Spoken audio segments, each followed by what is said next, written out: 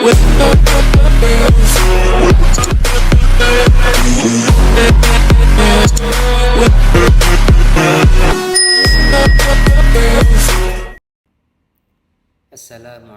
warahmatullahi wabarakatuh. Alhamdulillahirrabbilalamin. Wabihi nasta'in ala amri dunya. Salatu wassalamu ala asrafil anbiya'i wal mursalin wa ala alihi washabihi ajma'in. Amma ba'du. Perkenalkan, nama saya Muhammad Hilmi Hujadansyah, NIM 222-10-4003. Di sini saya akan menjelaskan tentang akhlak terpuji, memenuhi tugas UTS strategi pendidikan. Baik, langsung saja kita. Pengertian akhlak. Akhlak adalah sifat yang tumbuh dan menyatu dalam diri seseorang.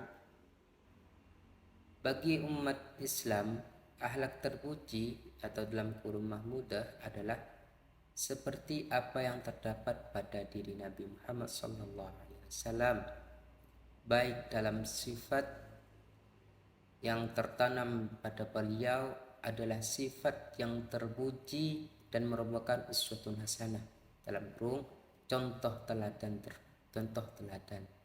bagi seluruh kaum muslimin. Selanjutnya yaitu pengertian akhlak terpuji dalam kurung mahmudah. Apa sih keteladanan Nabi kita, Nabi Muhammad? Secara etimologi, akhlak mahmudah adalah akhlak terpuji.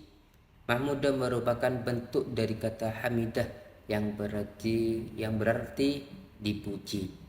Akhlak mahmudah atau akhlak terpuji disebut pula dengan akhlak karimah atau dalam kurung akhlak mulia, atau disebut lagi dengan akhlak al-munjiyat dalam kurung akhlak yang menyelamatkan pelakunya.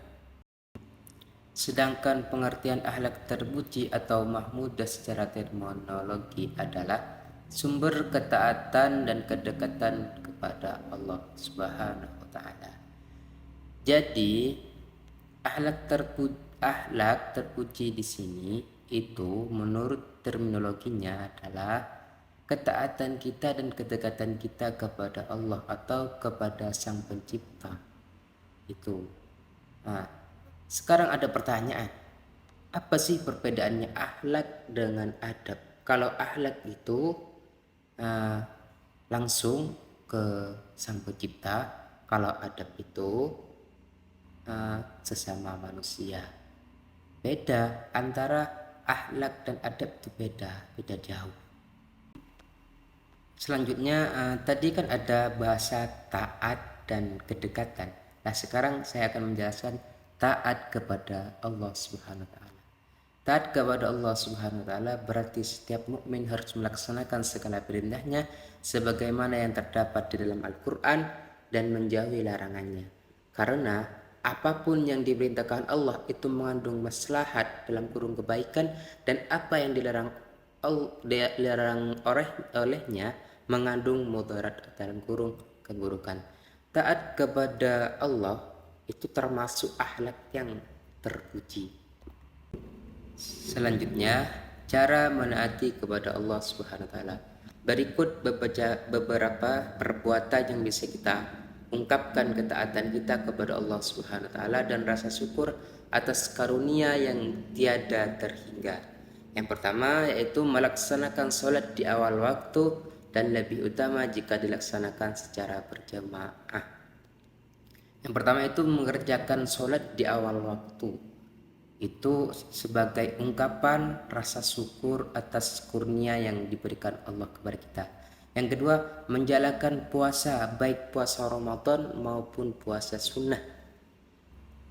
Dan yang ketiga, selalu mengingat Allah dengan berzikir setiap saat, tidak hanya waktu sholat. Dan yang keempat, berperilaku yang islami sesuai tuntunan Allah Subhanahu wa taala dan Rasulnya. Itulah cara menaati kepada Allah Subhanahu wa taala. Dengan empat yang kita laksanakan dengan 4 cara tadi yang saya sebutkan bisa dilaksanakan, maka kita akan menjadi insan atau menjadi manusia yang benar-benar manusia. yang benar-benar tahu arti jalan hidupnya. Selanjutnya, manfaat taat kepada Allah. Apa sih manfaat taat kepada Allah? Yang pertama yaitu mengenali diri, yang kedua rendah hati, yang ketiga kasih sayang sesama, yang keempat optimis, dan yang kelima perdamaian. Jadi manfaat taat kepada Allah Subhanahu wa taala itu sangat besar terhadap kita semuanya.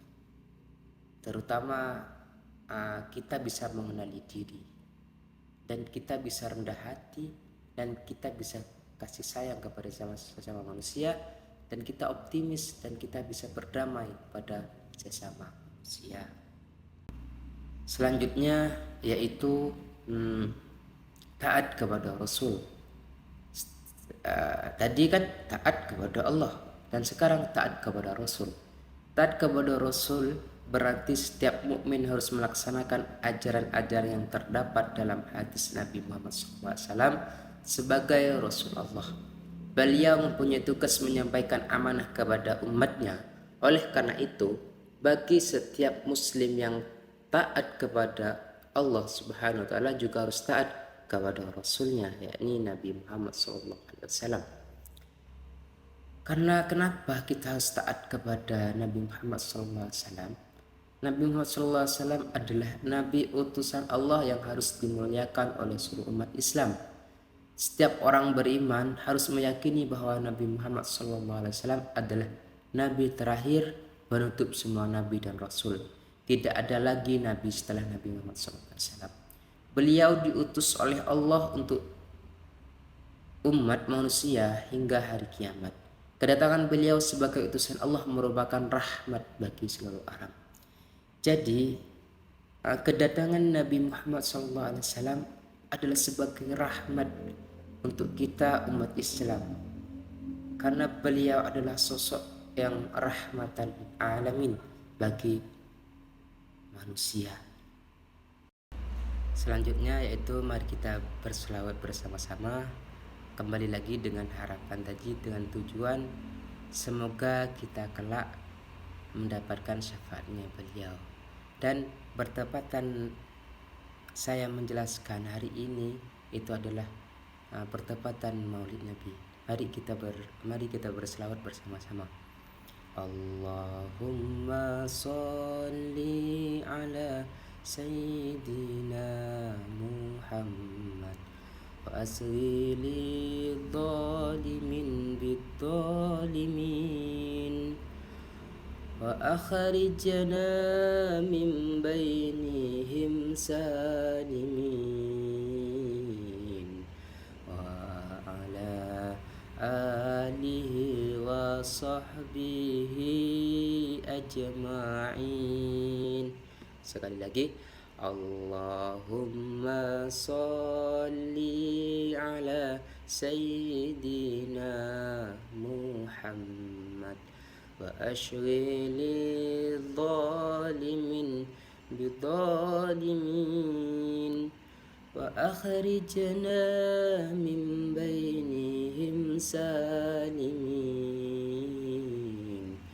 wa ala alihi wa sahbihi ajma'in.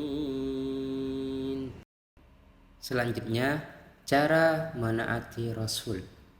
Cara menaati Rasul antara lain, yang pertama, memberikan berita yang disampaikan Rasul. Yang kedua, mencintai dan membela Rasul, terutama Rasulullah SAW. Yang ketiga, menghidupkan sunnah Rasul SAW, meneladani kehidupan para Rasul, mengamalkan syariat yang dibawanya. Dalam hal ini, syariat Nabi Muhammad SAW sebagai Nabi dan Rasul terakhir. Selain itu, ada yang lebih khusus dari perintah kepada kita, agar ada yang lebih khusus lagi perintah kepada kita agar memperbanyak selawat kepada Nabi Muhammad SAW. Tujuannya adalah mengharap syafaatnya kelak di hari kiamat.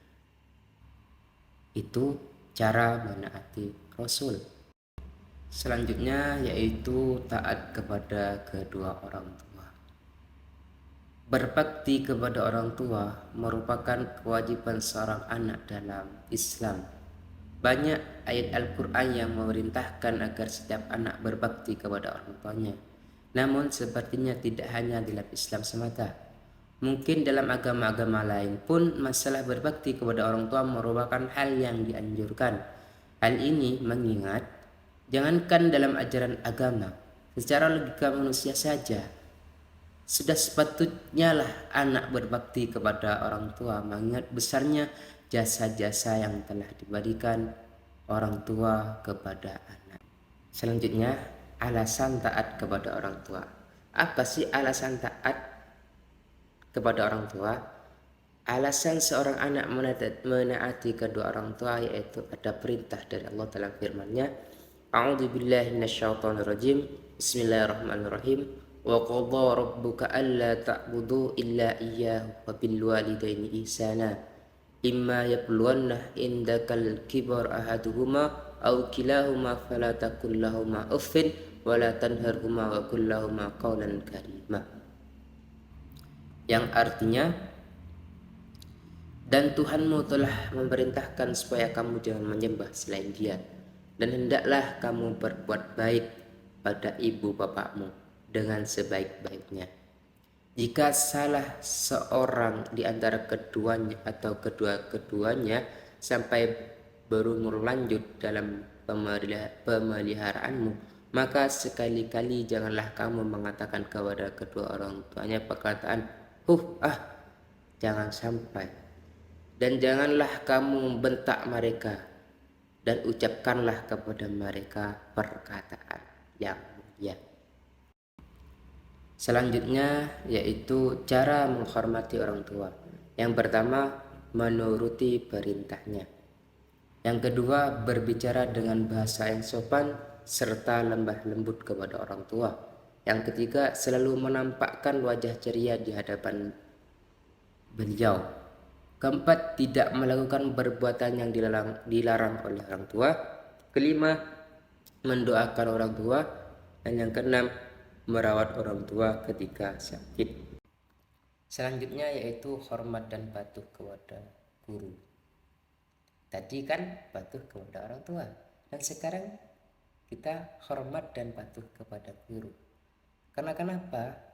Karena hormat dan patuh kepada guru termasuk akhlak terpuji. Selain orang tua, manusia yang paling berjasa dalam perjalanan hidup kita adalah guru. Kehadiran guru membuat kita menjadi anak yang pintar dan menjadi tahu tentang ilmu. Di mana guru sebagai penyampai ilmu perlu kita hormati dan patuhi, dikarenakan kita tidak akan tahu tentang suatu ilmu kecuali ada yang menyampaikannya, yakni guru. Selanjutnya yaitu contoh sikap hormat dan patuh kepada guru. Contoh sikap hormat dan patuh kepada guru yaitu yang pertama, memperhatikan pengajaran yang diberikan guru. Jadi sebagai murid kita harus memperhatikan di waktu guru menyampaikan pengajarannya terhadap murid. Yang kedua, mengerjakan tugas yang diberikan guru. Dan yang ketiga, melaksanakan segala nasihat guru. Yang keempat, mengucapkan salam ketika bertemu dengan guru. Dan yang kelima, mencium tangan guru ketika bersalaman. Terima kasih atas waktunya. Mohon maaf apabila ada kesalahan baik dari penulisan, kalimat, ataupun bahasa yang kurang berkenan, ataupun akhlak yang kurang, adab yang kurang berkenan.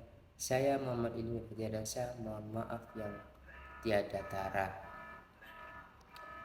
Kebenaran datangnya dari Allah, kesalahan murni datangnya dari saya, karena saya adalah al-insanu dhaif.